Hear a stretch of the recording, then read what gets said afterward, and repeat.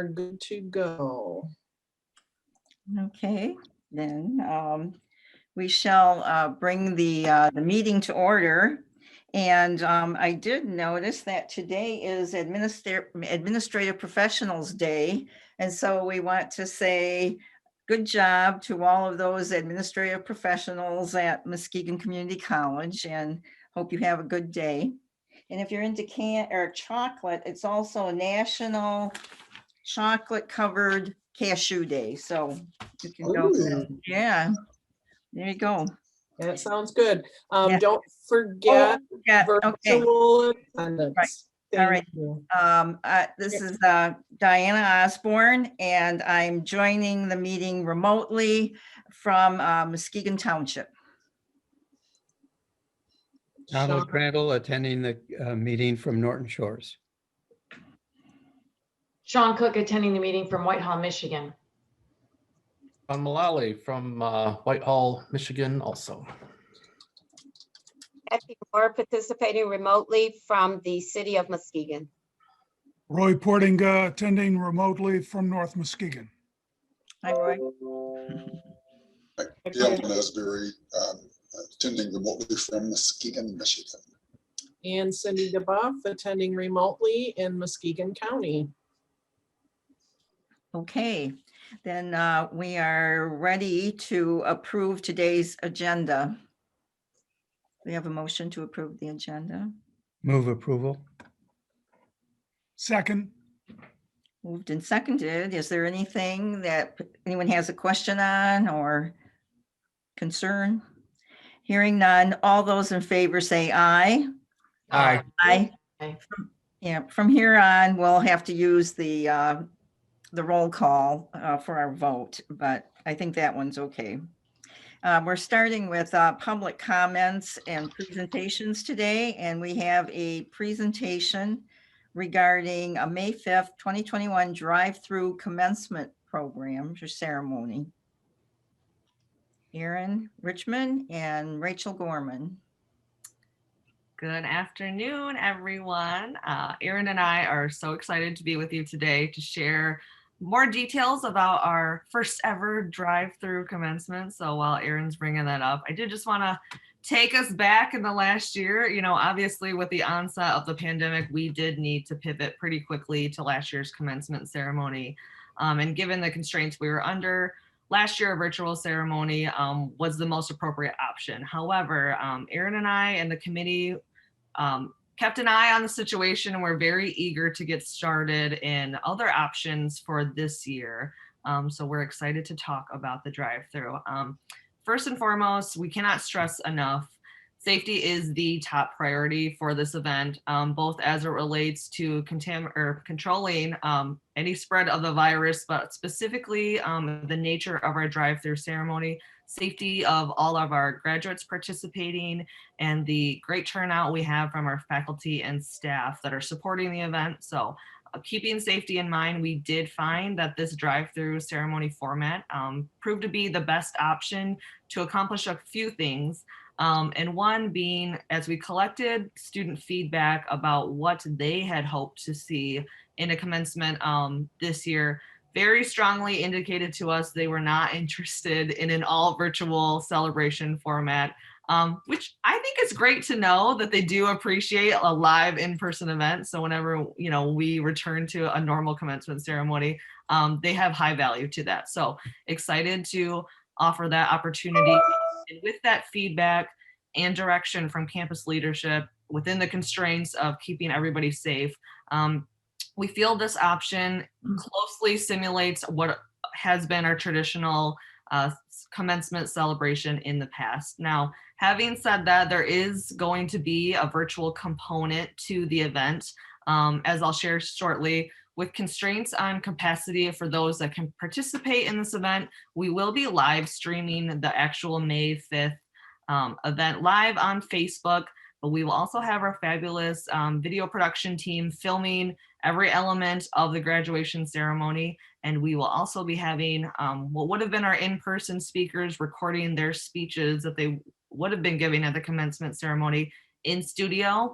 And Rod is going to work his magic post the event to produce a full video production of elements from the drive-through ceremony and all the other recorded elements. So one cohesive commencement piece after the ceremony. And we did hear from our graduates last year that is not only a nice commemorative piece for them, but it's also something they can carry on and look back on, especially during these unprecedented times. So we did also want to mention, in addition to student feedback, we also heard from our peers and colleagues within the higher ed, and our plans for commencement are pretty consistent with what other, specifically West Michigan colleges are doing for their graduates as well. So here's the fun part. I'm going to walk you through the route of the drive-through, kind of give you a glimpse on what our graduates have been instructed to expect and what that day looks like. So like I mentioned, all of our 2020 and 21 graduates are invited to participate. They have been advised to come in a vehicle and have a driver if available to them, but also any guests, family, friends that want to be with them that day are limited to the capacity of their vehicle. So one vehicle per graduate. They will be routed to enter into the CDL lot off Stebbins Road, where you can see our little start sign there next to our fabulous new farm building, where they will be immediately greeted for check-in by Aaron's team. At check-in, we'll be taking their names and giving them a wonderful graduation gift that not only includes commencement program, their diploma covers, but some very special gifts from the Alumni Association and Student Life. So they'll get their materials there and move on into the Stevenson parking lot, where we will have a crew that will stage them appropriately and wait for dismissal to leave the Stevenson parking lot onto the rest of the route. But I did want to mention, for all the pop and circumstance we are offering, Stevenson parking lot is going to be a little bit more of a party atmosphere for our graduates to get settled before the event. You know, we always anticipate those little, my mom was running late, we're running late, but we can get all those jitters out in the Stevenson parking lot. There will be an opportunity to do some fun photographs. We do have on order a life-size cutout of Dr. Nesbury, so a photo opportunity is there. Our fabulous new Jay will be there. So safe social distancing, socialing in Stevenson Center until the graduates are ready to go and until we're ready to receive them into the main front of the parking lot. So they will turn right onto Coeur d'Alene Road and then just turn right into the main entrance of MCC, where they will be immediately greeted by our faculty tunnel that will line either side of their driving pathway. And we're really thrilled with the turnout we've had from our faculty that are excited to cheer on their students that they've. Here's some feedback. Okay. I did want to point out that orange square, that is our graduate parking. In the event that we have any participating graduates that do not have a driver, they will just simply park their vehicles there and proceed onto the route. So if you keep going along with me along that green route, you'll come to a red line. This is a graduate walking route where the grad will exit their vehicle and start the route. The vehicles will continue on that green path as you see. So we are getting a portable stage from our friends at the City of Grand Haven. Some of you might have seen the stage, as Muskegon Civic Theater has been using this for their outdoor theater productions, but we're very excited to have this portable stage that's going to offer an opportunity for the graduates to cross, have their names announced. Pop and Circumstance will be playing this entire time, so we're all going to be very familiar with that song by the end of the night. But as the students cross the stage, their vehicles along the route will be able to view that moment, which we're very, very excited about. Again, everything will be filmed, professionally photographed. And when the students exit the stage, as we have always done, there will be an opportunity for more of their traditional portrait photo to be taken there without a mask. They will reconnect with their vehicles and then exit following the route off of Marquette. I did want to mention what the seating arrangements look like, and we'll get more into the Board of Trustees role as we keep going, but the stage is 40 feet long, 28 feet wide. We should be able to socially distance placement of the platform party on the stage, and then those that cannot fit on the stage will be an audience seating in front of our photographer and video recording that will be happening as well. Thank you, Rachel. So this is Aaron Richmond, Registrar here at MCC. Rachel and I are co-chairing the Commencement Planning Committee together. Thank goodness, since this is a bit of an unusual year and lots of planning involved. But since this is such a non-traditional commencement ceremony, at least compared to what we typically do and what colleges typically do, not to mention the fact that we're in the middle of a pandemic, we really didn't know what to expect in terms of how many students would sign up to participate this year. But we've been pleased with the sign up numbers so far, and they're going up every day, actually. But both the sign up numbers from both students and employees have been really strong so far. So we've had a total of 161 graduates sign up so far as of this morning. Just had a couple more come in today. To participate in the drive-through ceremony on May 5th. And as Rachel mentioned, an important part of that drive-through route, once they turn onto the main campus, will be that faculty tunnel. So as students would normally walk through that tunnel in the traditional commencement ceremony, they'll be driving through now. And that will be one of the first things they see when they turn onto that main lot. We've had 40 faculty sign up so far. Those are continuing to trickle in as well. So I assume that we'll get a few more than that even, but those 40 faculty will be lining the road there and cheering on the graduates as they pass through with their vehicles. We've also had 40 staff sign up to participate and volunteer to help out at the event so far, not including security, some setup and tear down from facilities, and local law enforcement. So these 40 staff would be check-in staff, helping direct vehicles along the route when students get out of their vehicles to walk across the stage, leading them to where they need to go, making sure they stay socially distanced, etc. So very good sign up rate so far with both students and employees. And of course, Board of Trustees and cabinet members are very important participants in this event as well. As Rachel mentioned, and she'll talk a little bit more about in a second, we anticipate you serving the very unique and important role of the platform party, as well as being the sole audience around the stage to cheer on the graduates as they cross. So very important role this year. Something I also wanted to mention is all the staff who will be volunteering, walking around, directing vehicles, etc. They won't be in regalia, but they'll be in matching blue MCC logoed polo shirts, getting matching masks for everyone, face masks, so that we present a very professional uniform appearance to the community who's visiting campus that day, as well as give a clear indication to our graduates and others who they can go to if they have any questions or concerns about the event. Wanted to give you an idea of how our participants compare to previous year's commencement in terms of how many students typically walk across the stage. So we typically have an average of around 240 to 250 graduates who walk in commencement. Like I mentioned, of course, this is a very unique year. So we have 161 students who've signed up so far.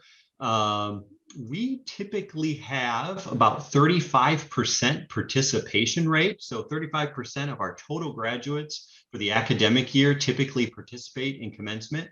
Right now, we are at 25. And Rachel and I were just talking before this meeting.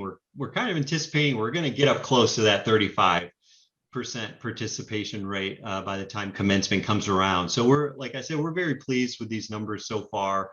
In terms of how many students are still willing and from what we're hearing, still excited to participate in commencement. Also wanted to give you a quick update on how many graduates we have so far and how that compares to recent years. So 648 students currently anticipated to graduate for the 2020 to 21 academic year.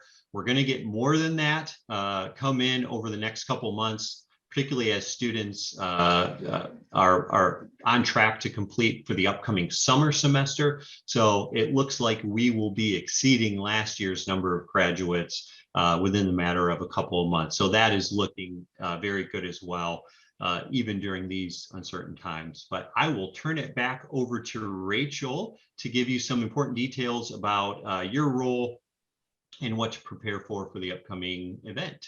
Yes, so we wanted to make sure all members of the Board of Trustees today understood what was being asked of them and what their role that day looks like. And probably most importantly, I think we can all agree it has been just a long year of engagement via screen. So I think more than ever, especially for our students who have been doing so much virtual learning, it's going to mean a tremendous amount to them to see people in real life, but particularly our campus leadership and Board of Trustees on that stage with them when they cross for that important moment. So I wanted to share that with you. I know many of you have always been on the platform party, but I think especially this year, it's going to mean something a little different again, to just see a real person cheering them on and celebrating in this moment.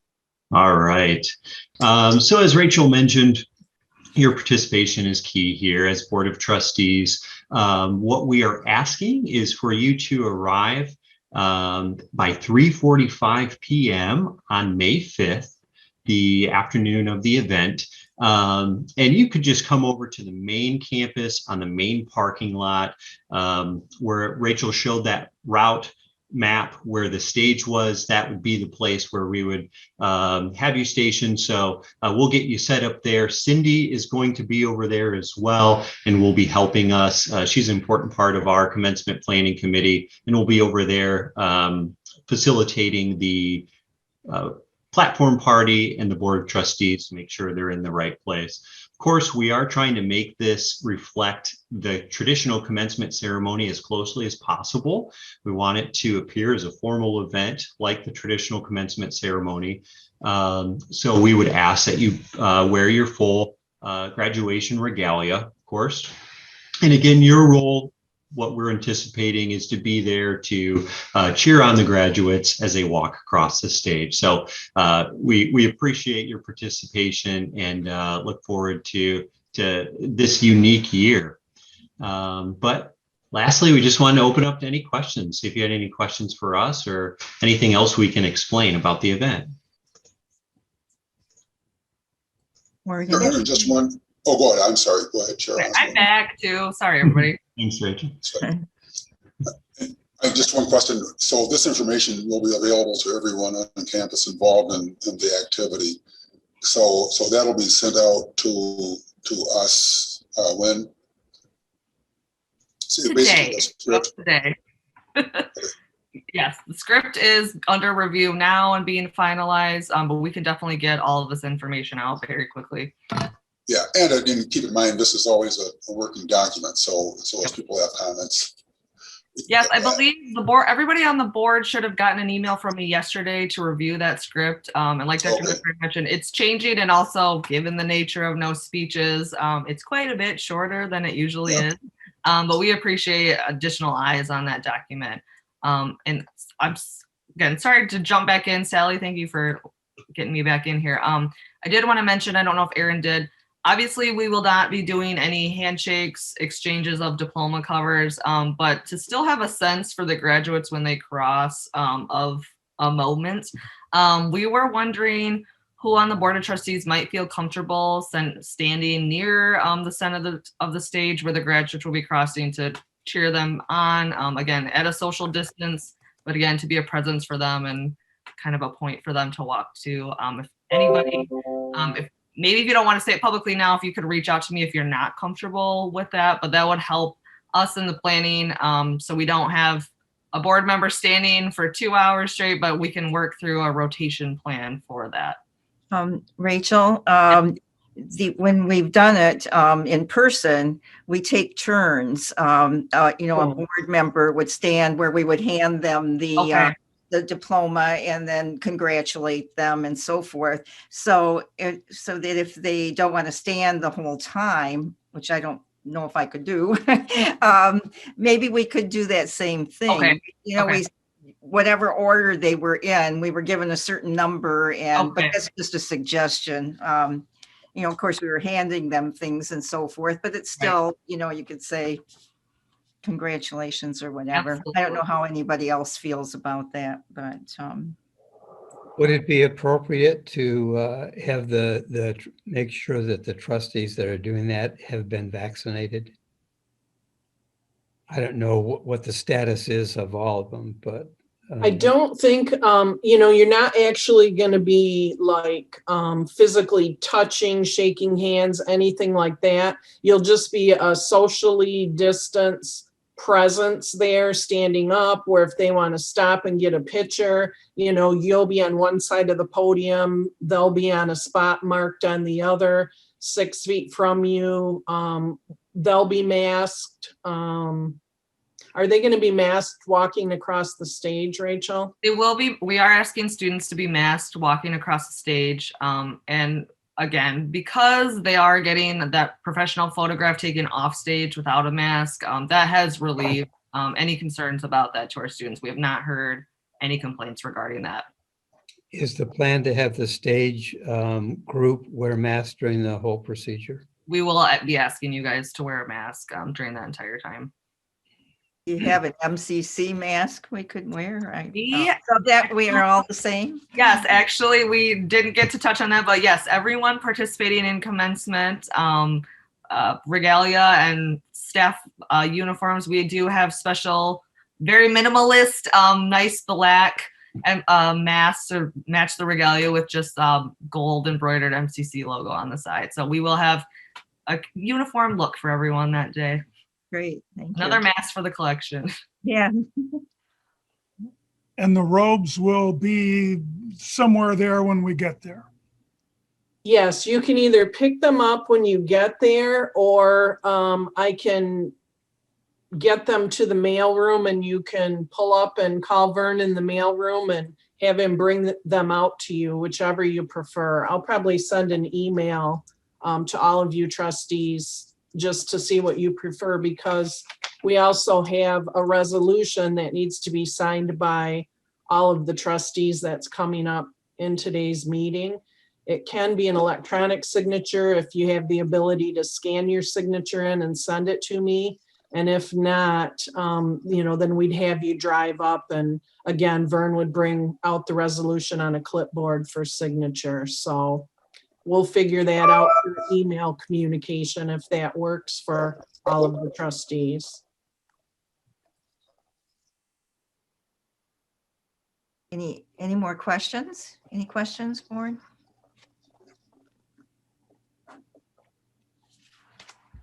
You have more to tell us, Rachel, or? I think that's it for now. I will definitely be in touch as we get closer to the events. We're, 2 weeks out today. So again, this is just always such an exciting time of the year as we're getting ready to welcome our newest members to the Alumni Association. So we are so excited to have you that day. And I think we're all going to be excited to see each other in person. And one last thing, I'm not worried about the weather, but if we can all just in our minds picture a beautiful sunny day, that is what I could ask from you all from right now.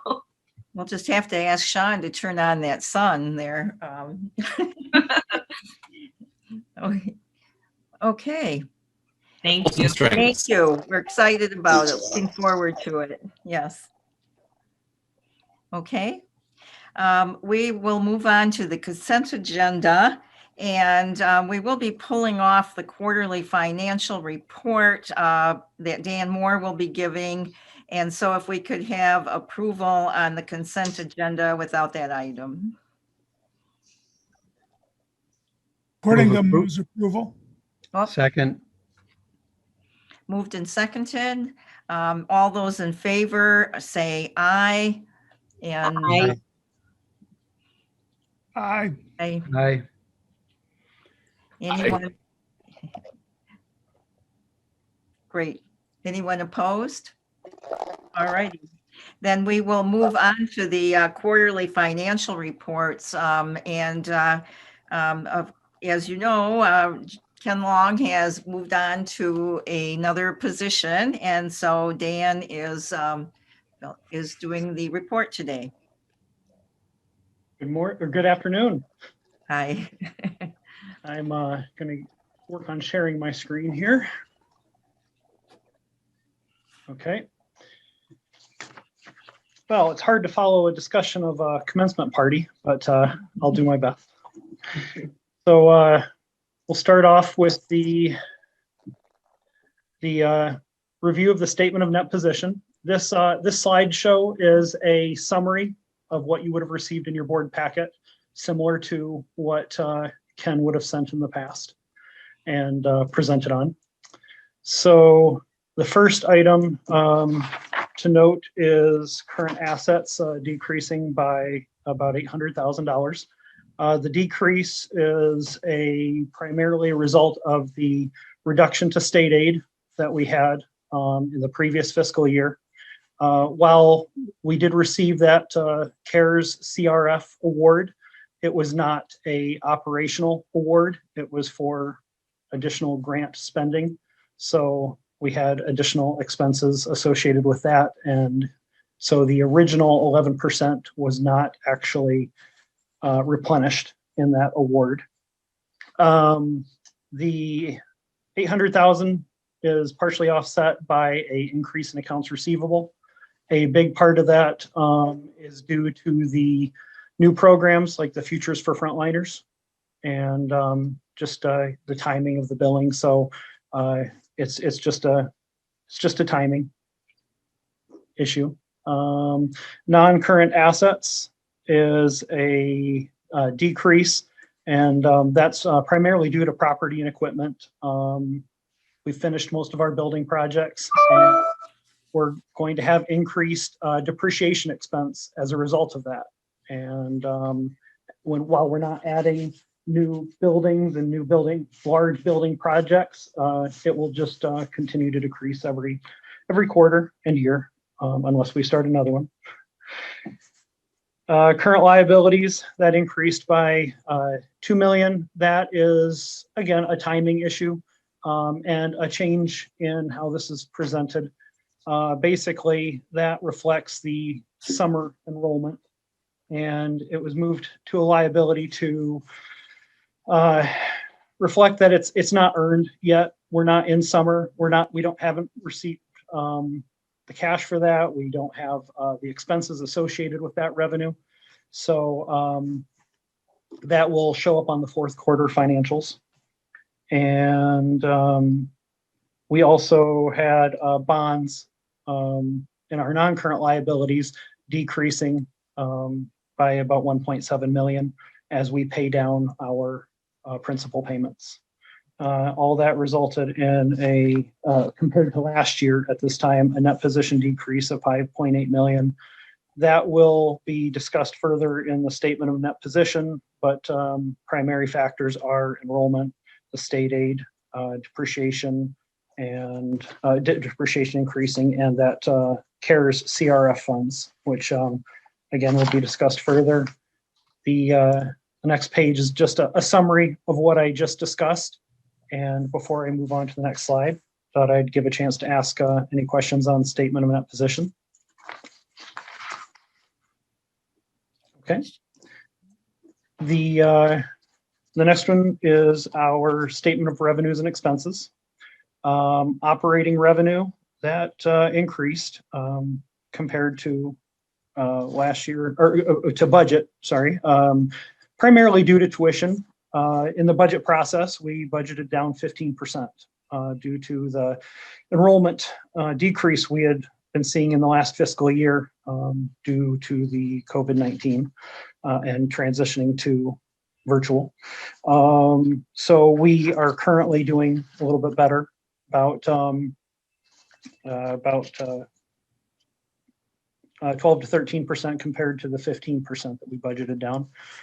The other part of that increase is due to local grants. Again, a big part of that is aid that we received that was not budgeted for, the Futures for Frontliners program. But that will be directly offset with financial aid awarded to students down in operating expenses.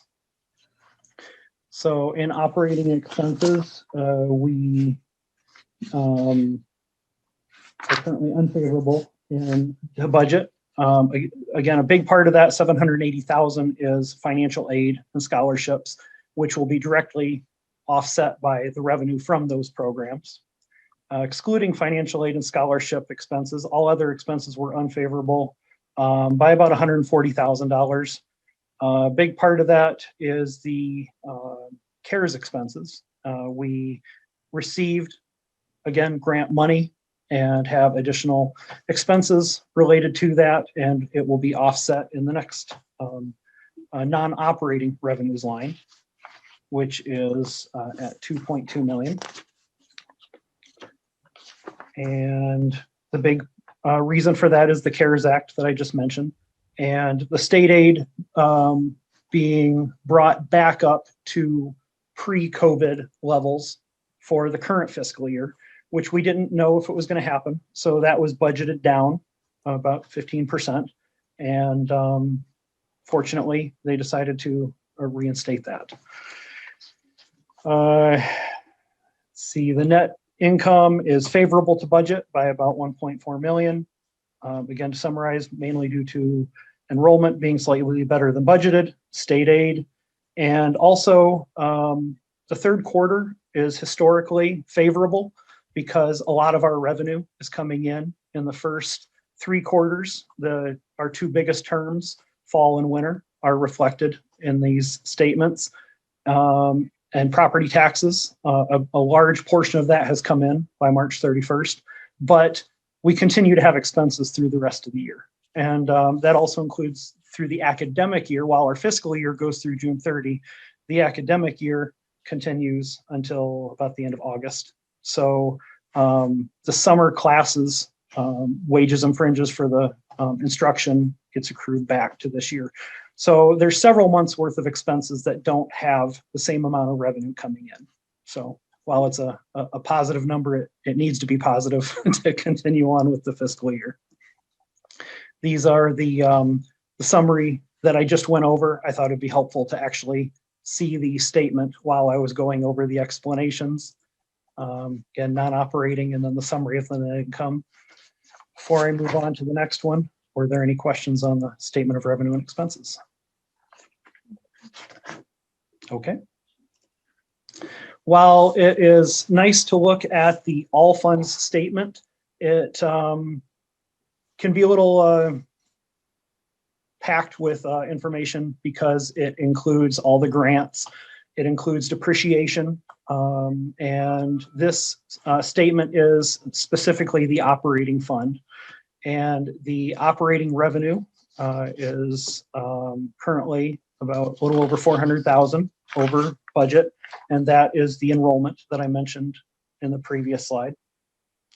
And the operating expenses, that is, again, favorable by 1.1 million because it doesn't include those CARES Act grant spending. And we typically see favorable operating expenses in the third quarter. And some of that's due to timing. We have departments that are replenishing some of their supplies in the last quarter that they've used throughout the year. But this year is going to be a little different. A lot of us haven't been on campus. We've had significantly reduced printing. There's going to be reduced operational costs. And also some of the costs that, while the grant wouldn't cover general operating costs, there were allowable costs for the CARES program, the grant, that also helped reduce some of the operating costs. Another one was travel. There wasn't much travel going on this year. So right now that is a favorable number.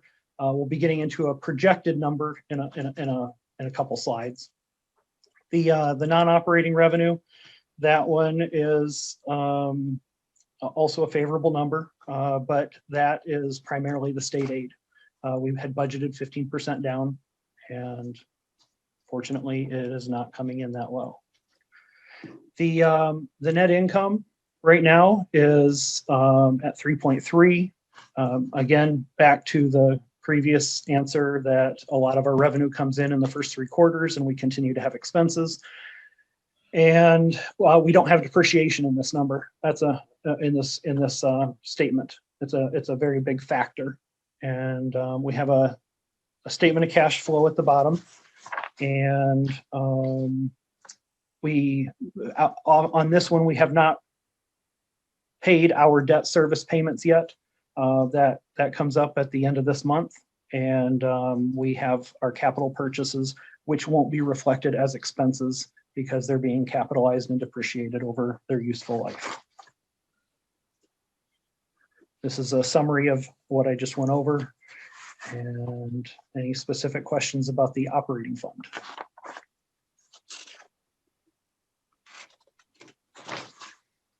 Okay, this is a current projection of the operating fund for the end of the fiscal year. This is based off of the best information that we have at this time. There's obviously going to be summer enrollment needs to finalize, and just other unknowns at this time. And we tend to project conservatively because we don't know for sure what departments may spend in the last quarter. So we try to project conservatively. And with this projection, we are projecting an increase in the operating revenue due to enrollment. Operating expenses, that one we budgeted slightly down, but there again, it's going to depend on where departments come in with their spending. And let's see, our non-operating revenue, again, we had our state appropriations, and a big part of the operating expenses, why that number is lower than some of the previous slides, is because we have our MIPSers UAL payment. It's what the state gives us to pass on to MIPSers to reduce the unfunded liability, the pension liability. So that 7,000 is actually closer to 500,000. If you remove a flow through item. And again, the non-operating revenue would be closer to $1 million. But it's just how it ends up on our financial statements, so it needed to be presented that way. That, again, projected is a $723,000 net income, and after we reduce our net income by I'm sorry, not 723, 1.9 million as far as our net income, we have to reduce that by our debt service payments. That's our principal payments back on the bond, which can't be expensed. Then we have capital purchases of 687,000. That leaves a positive cash flow of 138,000. That number is important to have greater than zero because we may have building deferred maintenance that comes up in the middle of the year that isn't planned for. Even though our physical plant team does their best to make us aware of anything that could potentially happen. It's important to continue to work on building a positive net position and also other unknown future issues. So while we report a $1.9 million or forecast a $1.9 million income, it's not cash. This is a summary of what I just covered. Any questions about the projection? Okay, the last slide is just a summary. We're projecting to meet the approved budgeted amounts. To do this, we had significant expense reductions. There were furloughs last year. We've asked departments to reduce spending when the FY21 budget was created. State appropriations came in higher than budgeted. That was key to a big part of the success this year. Enrollment coming in slightly better than budgeted. Obviously, COVID-19 still presents challenges and uncertainty with the future. The next quarterly report is scheduled in August. That's 1 month after the other 3. As we've done in the past, so that way we can give a more accurate year-end presentation that's going to be closer to what the audit will be. And that's what I have for now. Any questions on these reports? Any questions, Ward? Okay. Thank you. That was a very good report. Thank you. Do we have to approve this, having taken it off of the consent agenda? I'm not sure.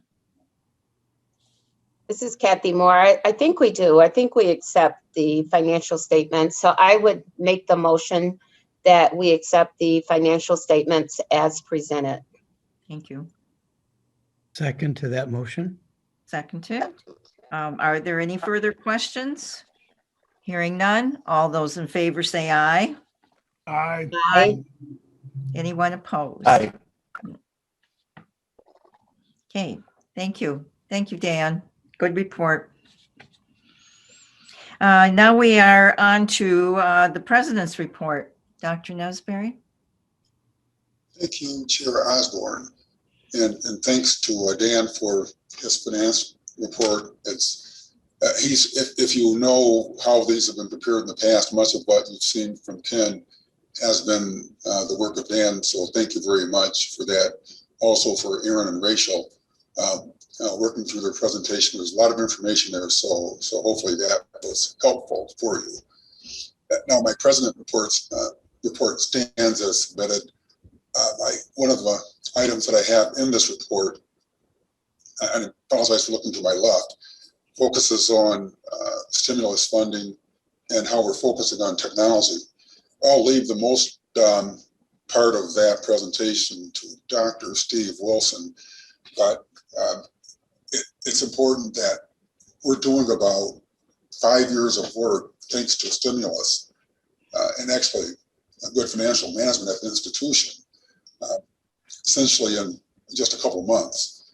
And so it was kind of funny this morning or last night, I received an email from one of Jenny Klingman's students on what would be valuable for basically adult students over 25. The student was 30 years old and was an adult student working full time. And she said, for us, regardless of the fact that we're known as old people, 30-year-old, right, old people who use technology not very well. She said, we love the access to technology that we have. And by you doing this gives us an opportunity to do things that we just simply couldn't do. We're working full time, we have kids and so forth.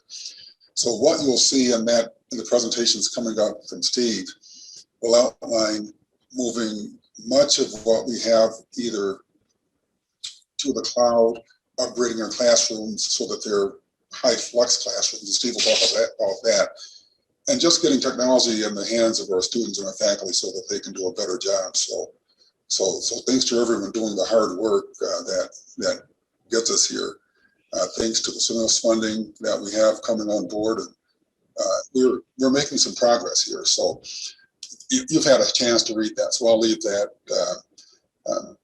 to your I'll say background reading. Also, you all should have gotten a copy of the sales agreement for the Lakeshore Fitness Center. Originally, we had expected that what you approved in February for your administration to be able to handle what was coming forward, the closing and so forth. Yesterday, we received a call saying that was not the case, and we needed to have board signatures for this document. So thanks to Chair Osborne for tracking back on that, and thanks for Warner Norcross Kelly pulling the face for putting that document together, which I suspect she already had, just the off chance that something like that happened. So that's in your board packet as well, and that's an action item that you'll see. So with that, Madam Chair, I will leave my report with you. Okay, great. Thank you. Any questions for Dr. Nesberry? No? Okay. There's just one thing I wanted to say about the report. There was, it talked about the athletic teams doing very well. And I just wanted to mention that Jason Cooper, the women's basketball team, won their Western Conference championship, and that Jason was named MCC Coach of the Year. And I just wanted to say to Jason, maybe this should be National Jason Cooper Day as well. So good job, Jason. Okay. Just wanted to mention that. So student success report. Dr. Selman.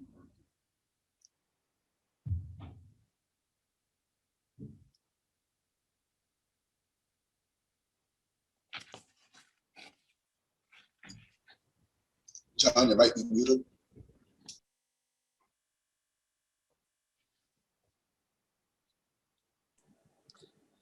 Dr. Selman, you're muted. Yeah, I was trying. I went up and corrected that. I'm hoping you can hear me now. Can you hear me? Yes, Yes, you're sir. good. And you can see the report? Yes. Okay. Well, thanks, Chair Osborne. We'll let Jason Cooper know your suggestion. So anyway, this summer enrollment report, I want to go, the student success report is on page 34, and I'll just let that stand as is, and we'll have a presentation by the student success strategy team at some later point in the summer here. But I'll just touch base on the enrollment report here. Just to make sure I'm there. Okay, is that moving? Yes, it's moving. Okay. I always got to double check these things. So we are, right now we have 1,388 students and 109 who just recently enrolled here this past week. And so we've been averaging about 60, 70 students. So we're starting to see an increase here, especially with the new students here. We're at 94% of our goal, and we need 96 more students. And by the way, I got to say that the enrollment's everybody's business, but our enrollment team, though, are really focusing on this enrollment piece and trying to make sure we watch and pay attention to things we need to do to hit our numbers. And so the progress towards goals, you can see where we are now, goals in terms of headcount and contact hours, and we're at 94% of our headcount goal, and we're 109% of the contact hour goals. And so that's significant for us. And I'll show our comparison chart from last year to this year, and these numbers are impressive. We haven't seen these in a long time. Where we have all these pluses, and we still have until May 17th actually before classes start. But you'll look and you'll see here last year and this year in terms of headcount, and we're up 9.3%. And we go down to contact hours, and you have a much larger disparity. We are at 20%. And a lot of that is due to the reconnect requirements and the frontliners requirements. They require that a student take more credits, like at least 6 credits per semester. And so you see the headcount and the contact hours, and we're obviously more students are taking more contact hours, and we think it's a direct result of the requirements of frontliners, futures for frontliners, and the reconnect students. But regardless, it's positive, and we want to keep that trend going. Enrollment by student type, here you'll see new, we're still slightly ahead with new students. Where we're probably not winning so much is the current students. We're trying to get all our current students back and enroll, but we're really, really winning at here is students that have been out, not this past semester, they were out prior to that. And you have 128 students, and then we have 267 that students from past that are coming back to us, and partially because of the new statewide initiatives. But it's just positive, and we hope to keep trending in that direction. Here's a look at community colleges across the state of Michigan who are reporting. Not all the students, it's 28 community colleges, and so not all of them are reporting, but of those that are reporting, we're tracking numbers, and you can see where we are in terms of credit hours and head count. And there's some that are doing extremely well. Some of the larger institutions, they have more access to reconnect students, future for frontliner students, and I think that attributes to some of the larger numbers that they're experiencing. But nonetheless, we're probably just about the middle of the pack, but we wanted to show some comparison statewide. And you can look the total number of applicants that we have for the reconnect, 1546, and 132 registered for summer. And then for futures for frontliners, 28, 27, and we have about 414 that have registered for summer. We're going to continue to work those numbers. As you may recall, futures for frontliners, those students don't have to actually enroll until fall. And so we're hoping that we really have an influx of students from fall as it relates to that 2,800 number. So, and this is just some of the stuff we're doing. You've seen this every month, but this is just some of the stuff we're doing to help with these numbers to make sure that we'll stop sharing at this point. But the team has been doing an outstanding job. We are certainly taking advantage of the Reconnect, Michigan Reconnect, and the Futures for Frontliners opportunities, making sure our students know about those programs and we get information to them and we help them work through the enrollment process. And so, like I said, enrollment's everybody's business to college, but our enrollment team is doing an outstanding job of keeping our numbers positive right now. And so I just want to give a shout out to them and thank them for the work that they do. So, and I'll answer any questions if you have any questions. Okay, looks like I'm off the hook here. Yeah. All right. Yep. Thank you. Thank you for your report. And excuse me, Chair Osborne, that report is obviously the most updated report other than what's in the board packet.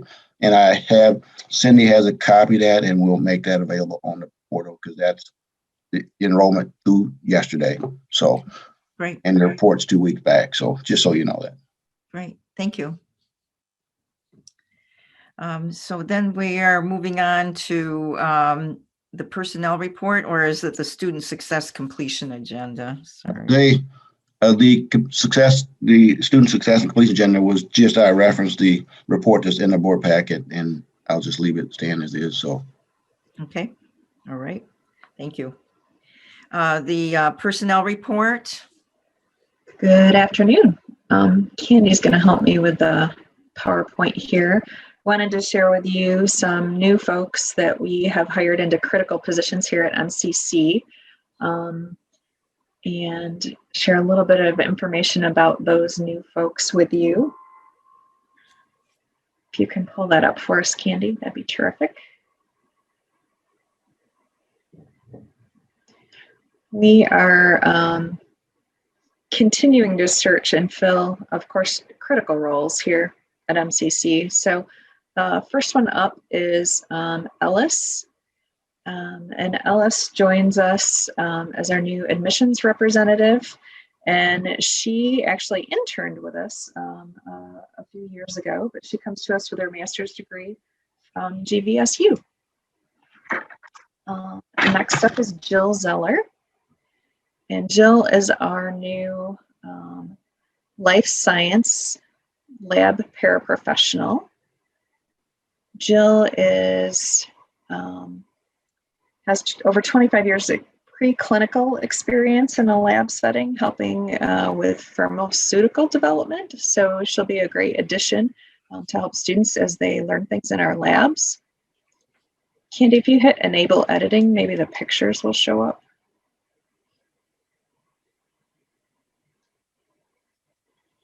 So folks can maybe see that, I'm hoping.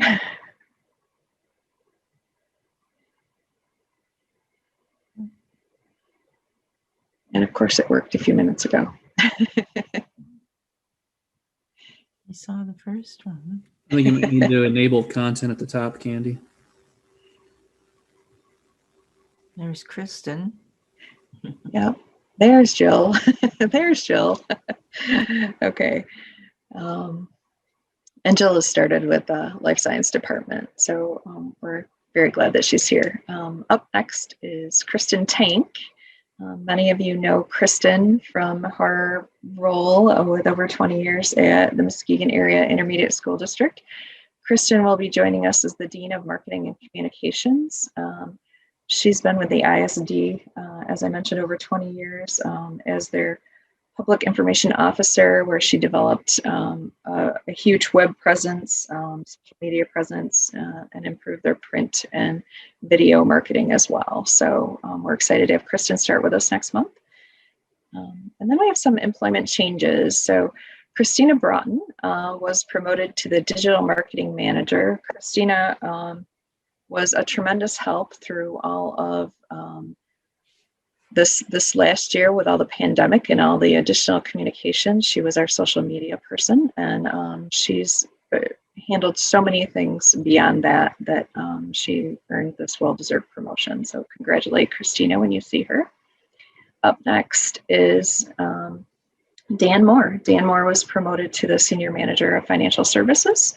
And Dan will have the new budget analyst reporting to him as we move forward. Congratulations, Dan. Up next is Jason Cooper. And I know Chair Osborne gave a shout out to Jason a few minutes ago. So not only is he the girls basketball coach, coach of the year, Jason is taking on the Title IX coordinator. He's the deputy Title IX coordinator, and he will, in addition to his director of compliance, he will be the Title IX coordinator for MCC. And then we have some farewells, and most of you are aware of these. We didn't share their pictures as they were here, but all of you know that Ken moved on to another great opportunity. Carol McKay has retired, but will be coming back to help assist us with training of our new budget analyst, which will be wonderful. And then Benita Jackson has moved on to the Community Foundation. So congratulations to Benita in her new role. We'll miss her as well as Ken and Carol. So those are the employment updates. Thanks, Candy. I also wanted to share with you that I think you're aware that we do have ongoing searches and positions posted for the Vice President of Finance and CFO. That is posted. The Chief Advancement Officer is posted as well. Those high-level positions, we're in the middle of those searches. We also have a faculty nursing role posted in addition. And wanted to mention to you that you've heard a lot on the front of our about our focus on student mental health and well-being. We've also been focusing on employment health and well-being for our folks working at MCC. So we did a presentation at last Friday's all staff meeting and shared a list with those folks of all the things that we've done throughout the year to help support employees too. And this comes not just from HR, but from folks across the college pitching in, helping out. And this was from multiple areas. I'm going to just share this list with you super quick here. I don't want to read it, but just some of the things that we've been doing for folks. Certainly we've enhanced our communication, and that was through an effort with the leadership team and all across the college. There's HR employee emails, academic affairs, daily emails, the Friday morning meetings where we continue to have upwards of nearly 150 employees at every Friday morning with us, which helps with all of our communication processes, all the strategic planning updates and communications. And then we've also offered a lot of other informational pieces, webinars, seminars, other presentations at Friday morning meetings. There's a group at MCC that started walking through an app where you can sign up through an app and meet up with other folks and walk socially distanced, but still see your colleagues and spend some time together. We have a biking group now as well. We've had book clubs and other things. We've had presentations from several of the counselors, Lisa Ribby, Treffy, Chelsvig, and lots of other resources. Of course, we have a employee assistance program through Mercy Health, and just all kinds of other resources. So you can see that we're trying to make sure that we're taking care of all of our employees as well through this very difficult time. We will continue, we surveyed them last week, and we'll continue to offer programs and things that they believe will be helpful to them going forward. So I just thought I would share that super quick with you. So happy to answer any questions you might have. Any questions? I would just like to say thank you for that information, especially the last piece there. And also it's nice to put faces with names so that we can recognize some of those people. And congratulations to all those who received a promotion. Thank you. Okay, we are at business non-operational. We have the MCCA report. Trustee Crandall. Yes, the Legislative Committee met last week. And right now the budget process is underway. Caution that it's very early in the process, but so far what we're seeing is not very encouraging. The Senate or the House Appropriations Committee, their budget recommendations did not include any of the $120 million to fund Michigan Reconnect. So beginning October 1st, 2021, there would be no further funding to support Michigan Reconnect. It did not include the $39 million recommended by the governor for Future for Frontliners program. That means that program, according to the budget now, would have no further funding after October 1st. Senate Appropriations Committee did not include the $120 million recommendations for the Reconnect program. So according to the Senate, that would also decrease or would eliminate funding. Senate Subcommittee did not recommend the $39 million for Future for Frontliners for next year. So if you look at this, it's early in the process, but both of those programs, and you recall Dr. Selman's report looking at future projections for enrollment, we're counting very heavily on those two programs. And right now, the future of the programs are really significantly in jeopardy. Certainly, they're not going to expand to the $120 million recommended by the government, and they may be reinstated, but it's early in the process. But that's a concern going forward. The other is the Senate Appropriations Committee recommended that there would be no operational increases for community colleges or universities for this year. And there is tuition restraint language that would limit tuition, cap tuition increases to 4.2% for next year. The other issue is the House Appropriations Committee did recommend a $5 million for a new postgraduate remediation program for high school students. It's unclear. I'm not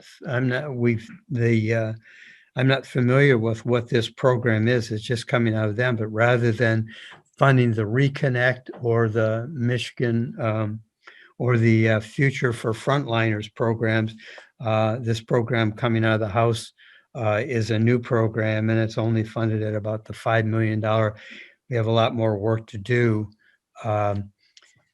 Caution is still early in the budget process. There's a lot of work that has to be done, but right now the initial indications coming out of the House and Senate committees is that there's not going to be any support for the governor's two programs that we're counting on going forward. So I think with that, I'll end. And if there are any questions, I'd be glad to try to answer them. Any questions? Could I just dive in for a minute for Trustee Osborne and Trustee Crandall? Just for context as well, and thanks for that information, Don, because I just came in, I think today or last night. There's 150,000 students who take advantage of Michigan Reconnect and Futures for Frontliners. And I would put good money that every single one of them vote. So my recommendation is going to be, I'll put out some communication to our students about, ask your state rep, ask your state senator why they're not supporting this when thousands of their students and just our region alone are beneficiaries of it. So this is, and it appears to be sort of a political battle between the legislature and the governor, but it's hurting our students. So that's my take. Sorry, John, I think you're gonna.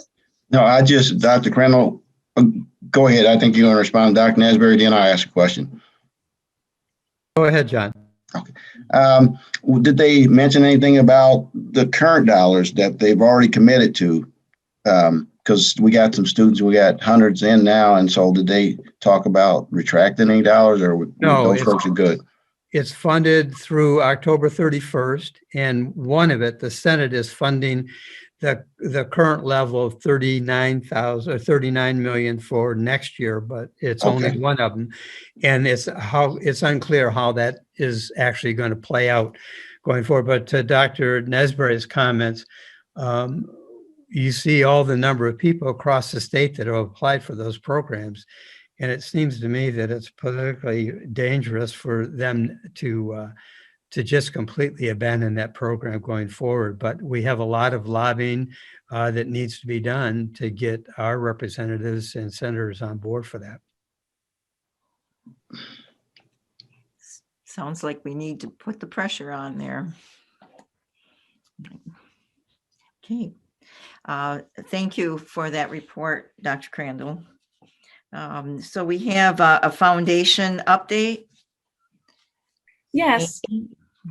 Hi, everybody. As Christine mentioned in her personnel report, the advancement and foundation teams are slightly diminished right now, but we are hoping to be back up to full power in a couple of months. So in the meantime, I will be doing the foundation report. You have our written report in the board packet. I did want to mention Dr. Dennis Wilson, who was an MCC retiree. Unfortunately, he passed away last month. And I wanted to mention that he included MCC in his estate planning and left us a little bit more than $70,000. $50,000 will be going toward scholarships for the nursing department, and $20,000 will be earmarked for the Student Success Emergency Fund. I wanted to mention that gift because of its generosity and just to acknowledge that we appreciate it and we're very grateful. And if anybody has any questions about foundation topics, you can let me know. Otherwise, I will bow out. Thank you, Amy. Dr. Wilson was a loss. He was he started out as our Dean of Students and then moved into like a Vice President of Community Services and Continuing Education, and really got out there into the community and so forth. And he was a very professional person and so forth. But he did play in the Scottville Clown Band. And so very interesting person, but he will be missed. Thank you, Amy. We have no old business today. How about that? Chair Osborne, I wanted to just mention this particular bit of information. On page 19, there is a main campus irrigation well issue, and we wanted it to be brought to the board's attention, although it didn't reach the level of an RFP for the board's threshold. We wanted the board to be aware of it, and I wanted to ask David Sturgeon, Director of Fiscal Plant, to just share some of his concerns about the main campus irrigation well and what we're doing about it. Okay. Good afternoon. In the report, you'll see there was an update that we were fast tracking a project. If you're familiar with the campus, this well is probably the largest piece of the irrigation portion of our campus. It goes from the south part of the main building all the way to Marquette, and then also parts of Quarterline. The only places that aren't irrigated are the parking lots, the buildings. There would be the health and wellness, which is irrigated on its own, and then the LIT. When it went down 2 years ago, we knew that we would have a few years left on that well because of some damage that happened because we put a control in to at least extend it. Late last fall, with coronavirus lockdowns and shutdowns, we finally got a vendor out to look at it to verify what we thought that it did fail. So the fast track project started about 2.5 weeks ago to get materials in. We just received those. Miss Dig was in, so we started excavating yesterday. In fact, started doing the demo portion to put the new well in, controls, and then rework the well house. I am pleased that we got rid of the tanks below ground because that's what actually affected the prior well that's dead now. And the good thing is we've been on track for our energy reduction for campus. Part of that is smart controllers for irrigation. Our target was 20% reduction, and we're well over 30% reduction on water use. We do have some small units that are around campus on the north side that are city water, and we reduce those exponentially by the smart controllers. This system is being served by those as well. The VFD, or variable frequency drive, I was always asked what that means. That is a reduction in use of that motor or consistency, so we don't have peaks and valleys on it running. It saves us even further. And the goal is to get the most life out of it. And that well has been in ground for at least 20 years plus. And we were trying to validate a date, but it didn't make it through to find that out. But you'll see a little bit of activity and some well equipment this week and part of next. Our goal is to be done by next week, Friday, and have it started. Okay. Any questions? Anyone? Thank you for that information. Anything else, Dr. Solomon? No, I'm fine. Thank you. Okay, all right. Then we shall move on to new business. And starting off with 7A is our resolution for the sale of the Lakeshore Fitness Center.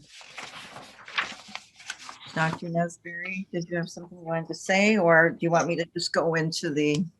Oh, just go, please, Chair Osborne, please just go into it. We've already had some conversation about it, so. Okay. This is the Muskegon Community College actions by consent of the Board of Trustees. And the undersigned, being all of the Board of Trustees of Muskegon Community College, adopt the following resolutions. Sale of property. Whereas MCC has had discussions with the Boys and Girls Club of the Muskegon Lakeshore concerning MCC's proposed sale of the property described on Exhibit A attached to these resolutions. And whereas the Board of MCC has determined that the sale of the property would be in the best interest of MCC. Now, therefore, be it resolved that the sale of the property to buyer is ratified and approved in all respects.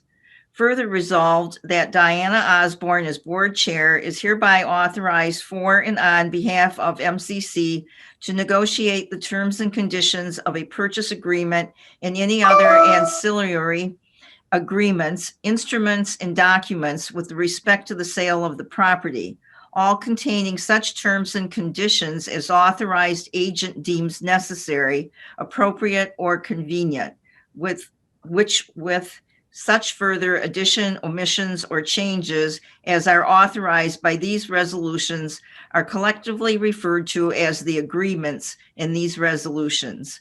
And further resolved that the signing, delivery, and performance of each of the agreements by Diana Osborne as board chair and the consummation of the sale of the property by and on behalf of MCC is authorized, and that when signed and delivered, the agreements shall be binding upon and enforceable against MCC in accordance with their respective terms.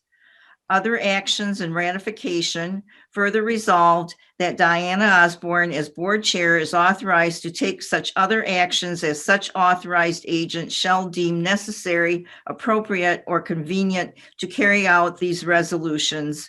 And further resolved that all actions of MCC, the board, and Diana Osborne as board chair to date consistent with these resolutions are ratified, approved, and affirmed in all respects. Make a motion to approve the resolution as read. Randall, second. Okay. Are there any questions or comments that anyone wants to make? I believe we should have a roll call vote on this one. So Cindy, if you could. Sure. Trustee Cook, Yes. Trustee Crandall, Yes. Trustee Moore, Yes. Vice Chair Malali, Yes. Trustee Portinga, Did we lose him? Yes, oh, thank I you. was muted. Sorry. No problem. And Chair Osborne. Yes. Okay, and I think as Cindy indicated, we need to sign the resolution here, and we can do that digitally or in person. And so we'll take a look at how you want to do that and get our resolution signed. Thank you. And so we move to agenda item 7B, which is the Board of Trustees approval for faculty representative, Dr. Andy Weibel. Dr. Andy Weibel is the nominee of the Faculty Senate to serve as a faculty representative on the Foundation for Muskegon Community College Board of Directors per the bylaws of the foundation. His nomination requires approval by the Muskegon Community College Board of Trustees. It is the recommendation of the president of the foundation board that Board of Trustees endorse Dr. Andy Weibel as an appointed faculty representative to the Foundation for Muskegon Community College Board of Directors for a 3-year term ending June 30, 2024. Move approval of the resolution recommendation. Second. Moved and seconded. Anyone have any comments or questions? Hearing none. Do we need to do a roll call vote or I'm not? That would probably be a good idea. Okay, all right. Trustee Cook, Yes. Trustee Crandall, Yes. Trustee Moore, Yes. Vice Chair Malali, Yes. Trustee Portinga, Yes. Chair Osborne. Yes. So moving on to agenda item 7C, we have another Board of Trustees approval for member at large, Cedric Jenkins. And Cedric Jenkins is a member at large nominee for the Foundation for Muskegon Community College Board of Directors. And again, per the bylaws, the College Board of Trustees must approve this. And it is the recommendation of the president of the foundation board that Board of Trustees endorse Cedric Jenkins as a member at large of the Foundation for Muskegon Community College Board of Directors for a 3-year term ending June 30, 2024. So moved. Second. Second. Moved and seconded. Our roll call vote, all those in favor will say aye. Aye. Aye. Aye. I think we got everyone. Okay. And so we welcome both Dr. Weibel and Cedric Jenkins to the foundation board. So then we go to 7D, which is permission to seek bids and purchase conference room technology for remote meetings.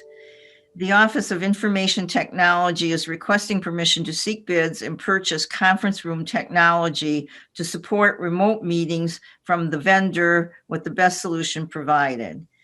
It is the recommendation of the president that permission is granted to the Office of Information Technology to seek bids and purchase conference room technology for remote meetings, purchasing from the vendor with the best solution provided, not to exceed the expected amount of $100,000. I make a motion to approve. Moore, second. Okay, moved and seconded. Do we have any questions or discussion, or does Dr. Wilson have anything he wants to say? Yeah, I'd be happy to elaborate on anything here. I will say that the next 5 requests are all kind of tied together to try to make use of the federal coronavirus relief funds to target the student experience, the experience for instructors and for staff, for mobile technology, remote streaming classrooms, and for cloud technology. So all 5 of these items are going to build on each other. Okay, great. Thank you. Diana, I have one question, and it's a concern about the language, the best solution provided. That could be a very expensive solution, and I think better language would be most cost effective, that would take in not only the benefit, but also the cost. if it's just the best solution, it doesn't consider costs at all. But if you do a cost benefit proposition, then it takes both the function and the cost into consideration. Just a thought, and I think this language is in all of the recommendations going forward. It is, and we can certainly make that change in the wording. If we have to amend something or. And if Chair Osborne, if I could comment on that. The only thing we want to watch out for in that language is we don't want to have to go with the vendor who provides the cheapest solution. When we're looking at the best solution, we want to have that balance between costs and the features that are appropriate for the college. And I think cost-effective language does that. It allows you to consider cost and functionality. It's not saying that we've got to get the cheapest, but it's also saying that you have to do a cost-benefit analysis to come up with the best program. I don't know if the other members of the board are that concerned about it. It's just language that stood out at me as not being cost-effective. That's all. I agree. Yeah, I can't see it. Oh, I'm sorry. I was going to point out that we did consider cost and various possible vendors, which is why we're bidding in these cases, for the most part, bidding them out. But I have no issue with that at all. So I would. Director Crandall, you went on mute somehow. I'm using my space bar. I would move to amend the recommendation to scratch best solutions and insert most cost-effective solutions. Second. Okay. Any further discussion?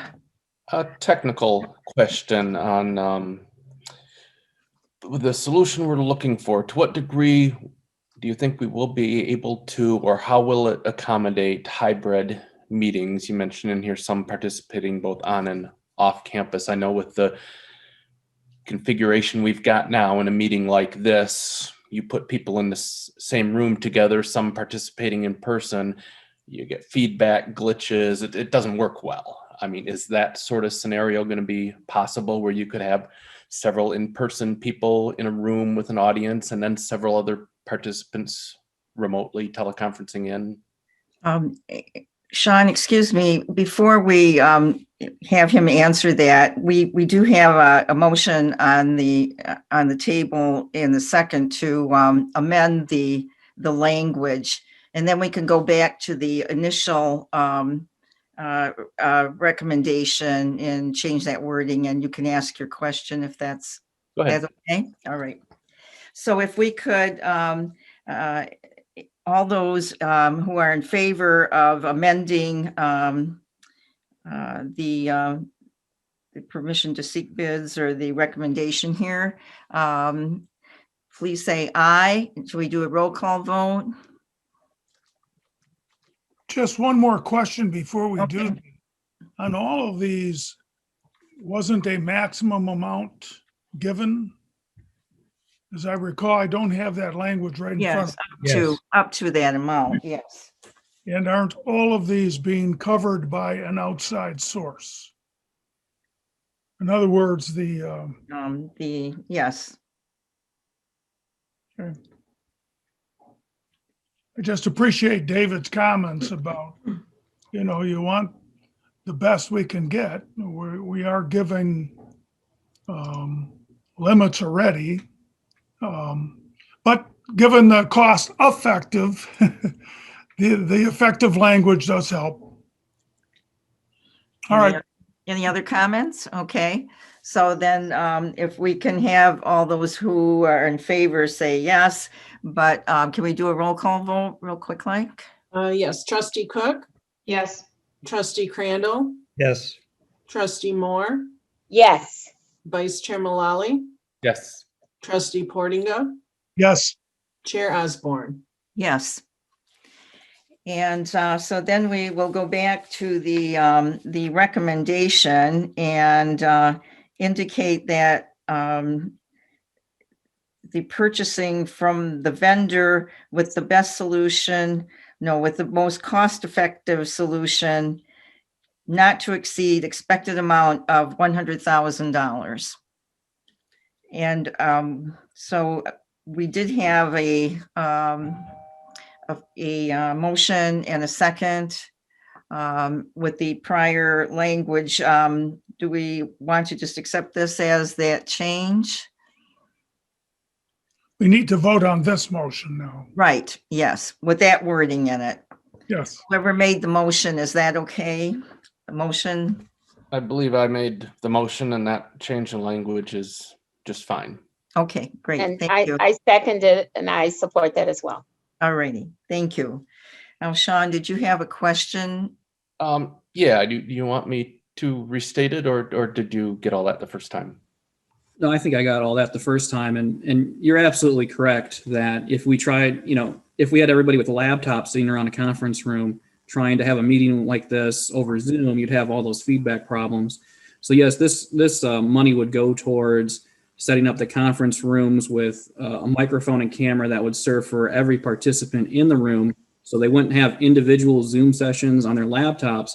They'd all be participating as a group with anyone else who was operating remotely to avoid the exact issues you brought up. Mm-hmm.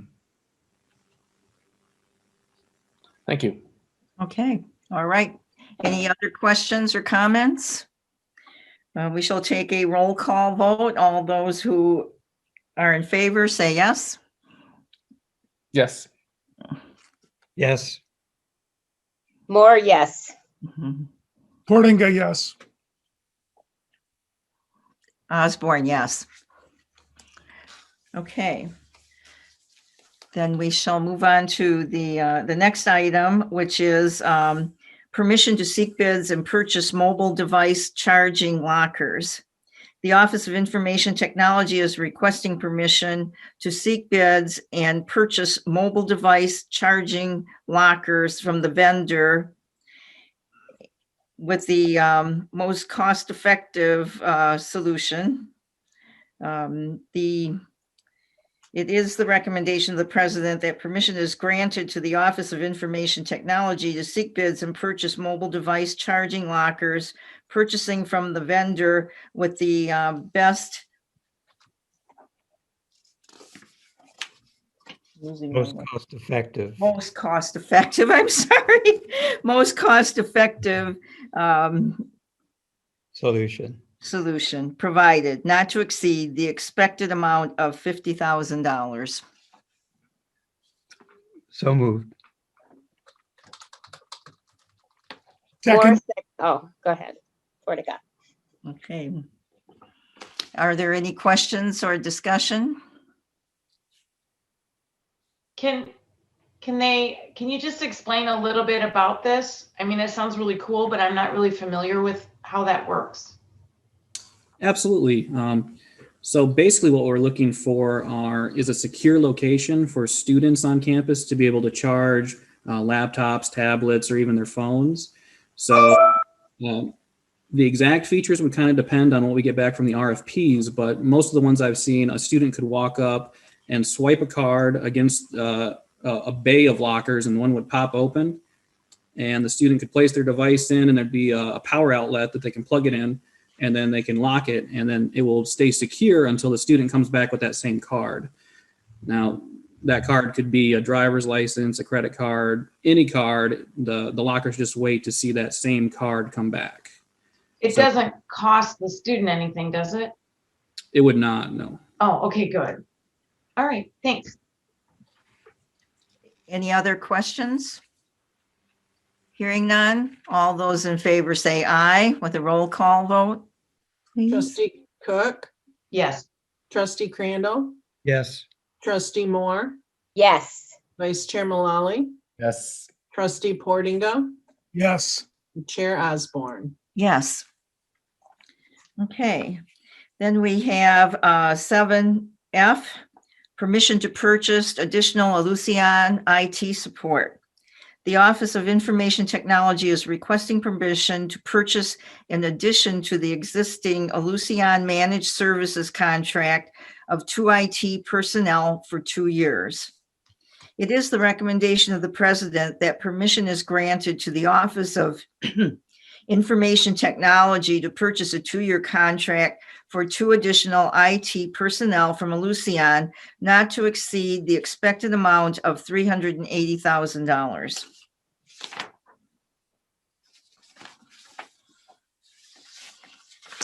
Do we have a motion? Second. Moved and seconded. Are there any questions? Comments? Well, my only concern is when you use one-time funds to add permanent positions, it's going to create an issue for us 2 years from now. And I'm not sure whether we're anticipating the need for these 2 people would go away in 2 years, or would we fund this from our current revenues? Well, the thinking, and Steve can come in as well, is that we have a ton of work that we're doing right now with respect to technology. We'll need these staff to help support while we're in not fully open. And as we scale back on campus services, then the need will go away. So that's thinking behind why we're looking at this as a 2-year limited engagement. Yeah, that's exactly right, Dr. Nesberry and Trustee Crandall. We're looking to address a need that we have just during this time as we're doing so many projects as a result of COVID and returning to campus. So we don't see these positions as ones, at least with this current proposal, to continue after the 2 years. Thank you. Any other questions? Hearing none, we will vote, and all those in favor say yes, and a roll call vote. Trustee Cook, Yes. Trustee Crandall, Yes. Trustee Moore, Trustee Moore. Yes. Oh, thank you. Vice Chair Mullally, Yes. Trustee Portinga, Yes. Chair Osborne. Yes. All right. 7G.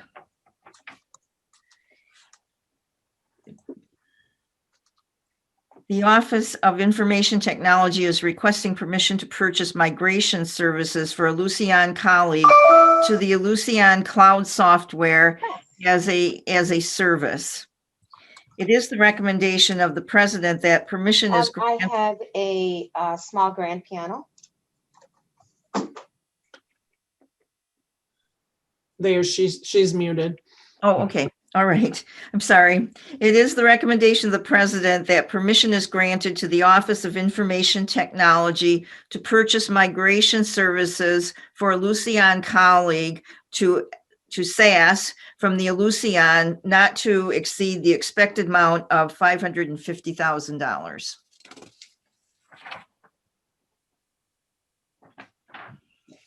Make a motion to approve. Thank you. I'll second that motion. Okay. Are there any questions, comments? Hearing none, we will, all those in favor will say yes in a roll call vote. Trustee Cook, Yes. Trustee Crandall, Yes. Trustee Moore, Yes. Vice Chair Mullally, Yes. Trustee Portinga, Yes. Chair Osborne. Yes. On to 7H, permission to seek bids and purchase academic technology for remote classrooms. The Office of Information Technology is requesting permission to seek bids and purchase academic technology to support remote classrooms from the vendor with the most cost-effective solution. It is the recommendation of the President that permission is granted to the Office of Information Technology to seek bids and purchase academic technology for remote classrooms, purchasing from the most, why am I losing it? Most cost-effective, not to exceed the expected amount of $1 million. I read that right? So moved. Moved. We have a motion. Second. Moved and seconded. Do we have questions, comments? Again, all of this is covered by the funds, correct? It is, yes. It says the federal I can't talk anymore. Coronavirus relief budget, fund budgets, correct? Can I just ask a quick question? I don't want to speak out of turn. No, go ahead. Okay, so what I've seen so far is we're going to have a special remote classroom, I think, that will accommodate Zoom hearings and remote learning. We're going to have then every classroom is going to be structured also for remote learning. This would not be for every classroom. This would be for, I'm estimating 40. We wouldn't know the exact amount until after RFP, but I'm guessing that this would accommodate 40 classrooms. Okay. Trustee Cook, if I could also add to that, that if you think about, say, conferences you've attended, well, actually, Steve did a good job of describing this earlier. Multiple screens, multiple cameras, multiple audio devices to capture video and audio in that space, and we'll be able to do something that to me, this is the area that it's hard to say what's the most important, but if our students can walk into a classroom and have that experience and sit 100 miles away and have the same experience, which this provides us. This is that recommendation that gives us that opportunity. Okay, I'm just trying to understand what we're doing here, and I'm supportive. I just want to make sure I understand it. So I understand that we have a conference room that we'll have all this remote technology, right? And then we're also equipping actual classrooms to do many of the same things, right? Which I understand you're saying like maybe 40 of them. And then we'll still have a conference room that students can access, and I assume faculty can access for, as you indicated, more of a conference room kind of experience. That's true. Yeah. The conference room request would be more for staff and instructors who are part of committees. The classrooms would be more focused towards students and instructors having the flexibility to engage with those students in different ways. Okay. Does that answer your question? Yes? I think so. All righty. Any other questions? Yes, one other, and that is if we just voted all this down, this money, we just don't get this money? Or would this money be repurposed for something else? You could repurpose it, but in the conversations we've had on campus, we had a lot of requests. This is Trustee Dr. Crandall's question, that we're not spending these dollars on operating expenses that are long-term. That's just not prudent in fiscal management. But we are focusing on, say, technologies or programs on campus that will, I'll say, serve the test of time.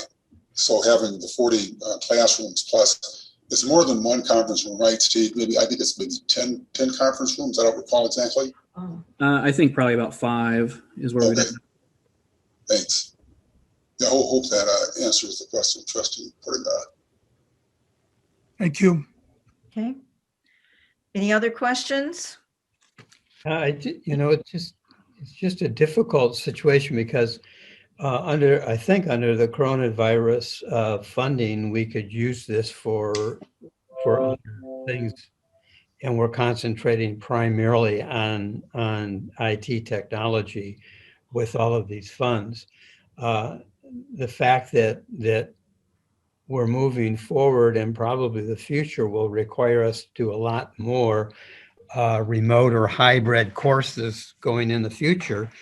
I think that it's a good opportunity to take this money that's one-time availability and upgrade the infrastructure, but we're doing it in lieu of spending the money for other things that might support are COVID-19 issues. But if this has been identified by the administration as the most critical place to spend the money, then I think I can support that. Thanks, Dr. Crandall. If I could add another couple of comments. One, total, and see, Dan Workman correct me on this, the most recent stimulus package, we have roughly $8.1 million available. 4.1 million is going directly to students, direct payments to students, so essentially cash payments. So the rest of that is partially going through technology. The majority of the rest is going to technology, and some I believe is going to support counseling staff on a short-term basis. There are some additional dollars as well going to other purposes on campus that I don't have immediately in front of me. Perhaps Dr. Dr. Selman might have some information on that as well. But yeah, the bulk of the money, the funds or monies are coming to us and going directly to students. And then as opposed to one of our sister institutions, they're building 2 buildings with their funds. We don't think that's the most appropriate way to go. Yeah, we're supporting several initiatives. One is the ventilation system, and David obviously knows more about that.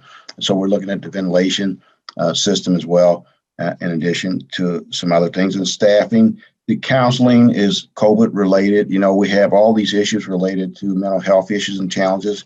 Our counselors are overloaded. We can't really get all the work done. And so we're supplementing it based on COVID guidelines and dollars available.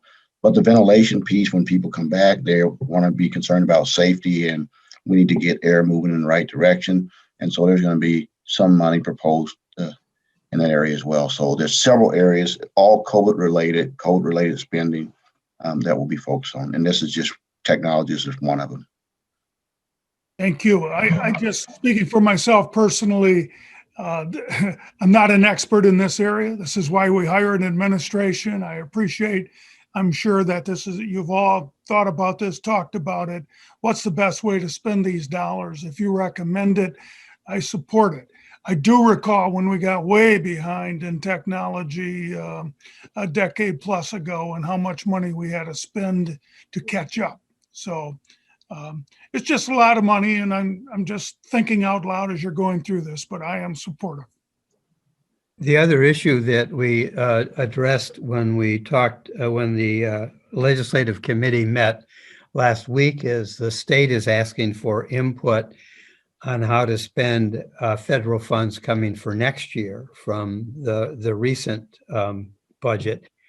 And it's our recommendation, it's going to be our recommendation to recommend that money, and we're talking somewhere between maybe $100 and $200 million going to community colleges from federal money coming to the state. It's a long shot. We don't know whether we're going to get it or not, but it's the recommendation that would be used for support of programming as well. So this is this year's money, I take it, and we're anticipating that there may be money coming for next year as well, and we'll have an opportunity to re-examine at that time. Great, thank you. I'd like to just thank for the explanation about this. I think it all makes sense after hearing this discussion, and I also feel confident that if this is the recommendation from the administration as to what a priority should be, I think it's the right priorities. One of the biggest things that changes we've all had to make during this pandemic that I think may be a lasting change is remote work and remote learning.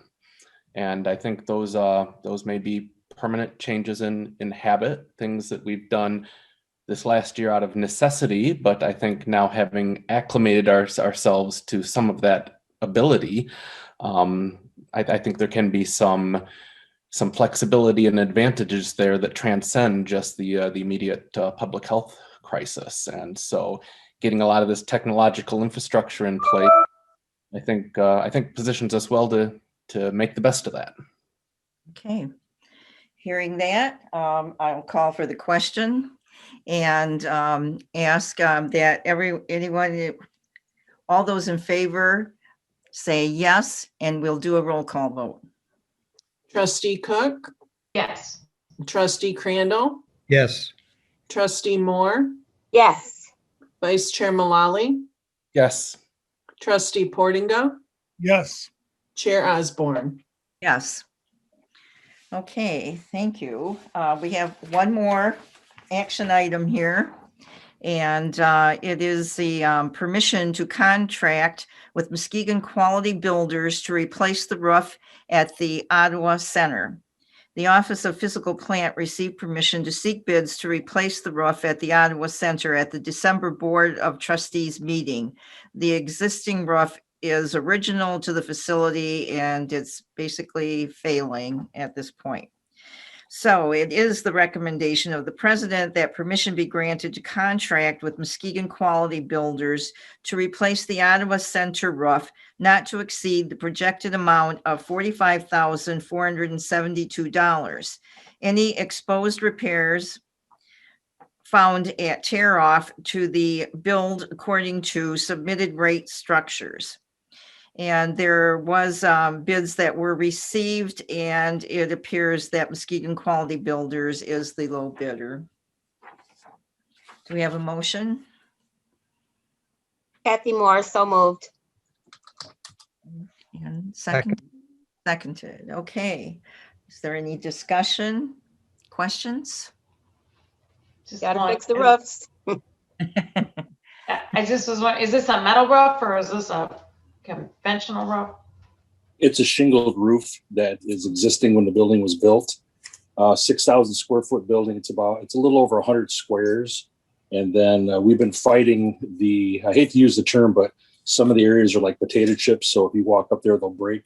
So it was on our hit list to get it handled. Because of good vendors and great response, we've been ahead of it. So we haven't had any real damage inside. But it was, when we remodeled the building, it was on the budget, but we had to shift that for a later date and defer it. Thanks. Any other questions? Comments? Okay, then we shall take a roll call vote. All those in favor say yes. Trustee Cook, Yes. trustee Crandall, Yes. trustee Moore, Yes. vice chair Malali, Yes. trustee Portinga, Yes. and chair Osborne. Yes. Thank you. Oh, thank you. That we've had a lot on our plate today. I appreciate everybody's patience here. And we do have any future agenda items that anyone has can just let me know or Dr. Nesberry know. And we do have board comments if anyone wants to make any further comments. Portinga, just really enjoyed reading on the sports. It wasn't just the one program, it was numerous programs that were very successful. So congratulations to Marty as well. Yes, that's a good point. All of the athletic teams did fantastic. And I only mentioned Jason because he's always interested in the National Day. So I thought maybe we could give him a National Day. This is Kathy Moore, just apologizing for my mute button snafu. Also, I did mention earlier that appreciate the Health and Wellness Center, appreciate Muskegon Community College allowing community access to the Health and Wellness Center for the mass vaccination clinic. And really happy about the win-win solution for the Lakeshore Fitness Center. Great. All good comments. Thank you. Can we send something as a board, please, to Nancy? Just if she's going to be confined again for another, I don't even know if you can do that anymore. Flowers or anything like that, or isn't that even possible? We did, Roy. Yeah, we did. When she was at the hospital, we sent a bouquet from the board, the president, and her MCC family. All right, thank you. You know, but Lori, I think it's well worth it to send another one at some point, something that would cheer her up, as Trustee Cook noted, because boy, you know, I've never been in the hospital like that before, and I can't imagine how tough that's got to be. So, yeah. I think, Definitely. I think Hugh mentioned that maybe she would be able to come home on the 26th. I'm not sure, but maybe we can send something to her at home then to cheer her up a little bit. I had an off-topic request, and this kind of goes back, but will we get an email that will explain a little bit more, or just kind of reiterate the graduation and what the board is going to be doing and where we'll need to be? I've written down notes, but I'm famous for losing things on my desk. I can share or post to the board portal or both Rachel and Aaron's presentation, and we'll be emailing details over the next 2 weeks as things are finalized. You can ask me any questions, reach out to Rachel or Aaron, and yeah, we'll definitely help you through the process. All right, I really appreciate that. Thank you. As a newbie, I don't want to screw everything up. So. No, that's a great question, and you'll get a script. We've been working on that. It's a little late this year because it's a different year, but we'll get a script in your hand that will walk everyone through from point A to point B. Everyone involved will have that. So thank you for the question. Right, and I think that we did get kind of a preliminary script, and so that's what I should be looking for, is just that finalization, right? That'll be great. Thank you. Yeah, that's kind of the order of the program, and the presentation includes the route that the students will be taking. The trustees will park in the west area of the main parking lot, and then there's a short walk to the stage, and all those times and everything will be shared. So thank you so much. Appreciate that. Cindy, Sean may need to know about the process of getting a cap and gown for this. Yeah, we talked about that. I believe you're all set with your regalia, Sean. Is that correct? Yes, I just have to go through things to find mine. I have it somewhere. I'm hoping I just hung it up conveniently. So yeah. Yeah. Okay. Any other comments? Announcements, anything? I think it's probably time to adjourn. I thank everyone for their patience. Earlier today, I misplaced my good glasses, and it's really hard to find your glasses without your glasses. And so I had to use my older ones, and sometimes it was not as clear as I would have liked, but we did a lot today. Thank you all so much. And do we have a motion to adjourn? So moved. Second. Okay. And Chair Osborne and Trustee Cook, if you hear of Trustee Fry returning home, let me know, and then we'll get something sent out. Great. All righty. Okay. Okay, everyone. We'll see you soon. Bye for now. Bye-bye. Thank you.